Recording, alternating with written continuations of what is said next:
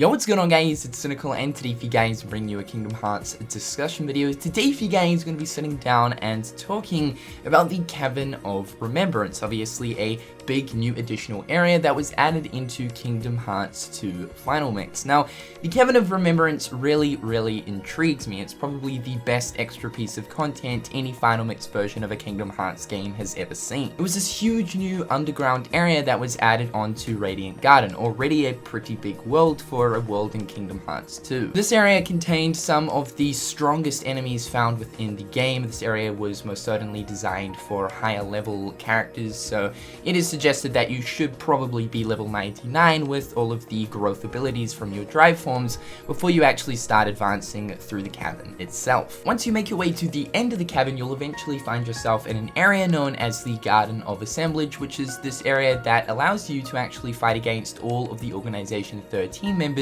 only in their quote-unquote data versions. Recently, I've been thinking a lot about the Cavern of Remembrance, and perhaps maybe thinking if there's actually any story or lore behind this area itself. It's a pretty peculiar area. It's this massive mineshaft area beneath the castle of Radiant Garden, and eventually it leads into white corridors that almost resemble Castle Oblivion, that will then eventually lead you into this area that has different capsules holding data information of all 13 members of Organization 13. So thinking about those details, it kind of got me thinking, you know, is there actually some sort of a story or some sort of lore that is backing behind the Cavern of Remembrance? Perhaps maybe the organization created the Garden of Assemblage as a backup plan, storing data for each of the members just in case something were to happen. And the reason why I've been thinking about this possible story or just some sort of story information behind the Cavern of Remembrance is because if we look at the Lingering Will is actually canon to the overall story of Kingdom Hearts, and as you guys should probably know,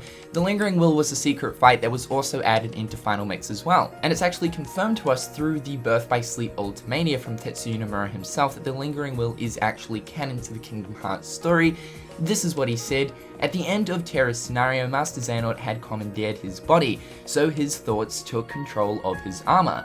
Afterwards, the armor stayed in the Keyblade graveyard until Kingdom Hearts 2 Final Mix, where Lingering Sentiment went against Sora. Because he saw that it was not his chosen one, Riku, using a Keyblade, but Sora, he grew suspicious and thought he had something to do with Master Xehanort and attacked him. And then, of course, at the end of the Lingering Will fight, the Lingering Will ends up bowing down to Sora as he feels Ventus's presence within inside of him." So from those words, we can pretty much take it that yes, the Lingering Will in Kingdom Hearts 2 Final Mix, even though it was the Final Mix edition, is still canon to the story of the game. So it got me kind of thinking, well, because of the fact that the Lingering Will is canon and it was addition to Final Mix, then why can't the Cavern of Remembrance, this huge, massive new area with quite a lot of sort of familiar details, especially to that of Castle Oblivion, while also containing an area that contains all 13 datas of the Organization 13, why can that not have some sort of a story backing behind it as well? Originally, I actually wanted to do a lore segment on the Cavern of Remembrance, but the unfortunate thing is, even within the game of Kingdom Hearts 2 Final Mix, there is no story for the Cavern of Remembrance. Even going through the cavern at first, there's hardly any cutscenes, and the cutscenes do not explain any sort of lore or information towards the area itself. Now, I pretty much already knew this going into the thought of making a lore video around the Cavern of Remembrance. I already knew the fact that, of course, there wasn't any lore or information found within the game itself, but I was actually interested to find out if there was perhaps maybe some information from an interview with Tetsuya Nomura. And unfortunately, I couldn't find any actual story information that connects the Cavern of Remembrance up to the overall story of Kingdom Hearts, but rather I found Tetsuya Nomura pretty much confirming that the Cavern of Remembrance is non-canon to the story, meaning that the idea behind the Cavern of Remembrance is simply this additional area that you can go to in Kingdom Hearts 2 Final Mix, and it's also used as a host to, of course, verse all 13 organization members. And just to give you guys the information itself, both of what I'm about to read out is from different Famitsu interviews back in 2006, so we are turning the page back quite a bit. This first bit of information states, "Speaking of the latest trailer, it seems that there was a new stage, one where there were battles with Marluxia and Lexius that disappeared in Chain of Memories, right? So ... Nomura replied, in Kingdom Hearts 2 Final Mix, you'll be able to fight all of the members of Organization 13. To do that, we had to create a new place. Those members who aren't related to the story will be very difficult to defeat. In another Famitsu interview, he then speaks towards this new area as well, which once again pretty much confirms that the Cavern of Remembrance is non-canon to the story, and he said, the battles against Castle Oblivion's Organization 13 members do not interfere with / have nothing to do with Kingdom Hearts 2 Final Mix's storyline.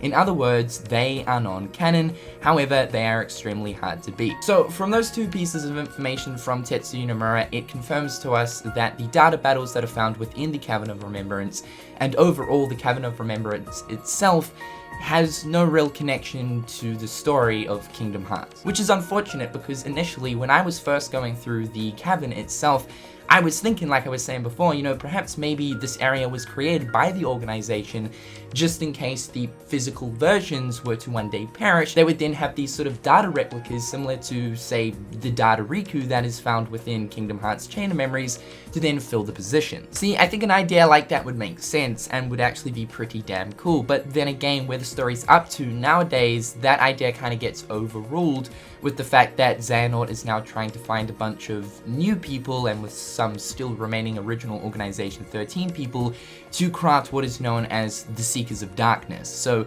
there's really no use to have data replicas of the original Organization 13 when he's trying to find new and improved people. What's interesting is originally Tetsuya Nomura actually wanted all of the Organization 13 members to be fightable within Kingdom Hearts 2, the very first edition of Kingdom Hearts 2, not Final Mix.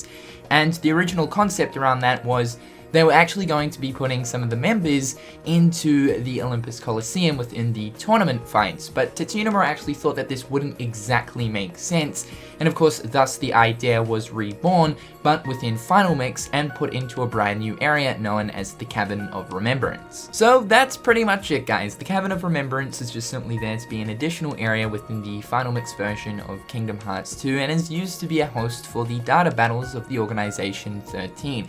It is unfortunate that no lore or sort of story segments were added into this area. I feel like Square Enix really could have added maybe a cutscene or two, but I mean, not even that. They could have actually even added a few different reports or items that are located within the Cavern of Remembrance that just gives us a little bit of a sort of summary or some details towards more of what this area is kind of all about. But however, guys, that is all for today. Let me know in the comment section down below what you guys thought of today's video, and if you would actually like to have a little bit of knowledge and lore towards the cavern itself. And you guys are having a fantastic day, and until next time, I'll catch you guys later. Peace.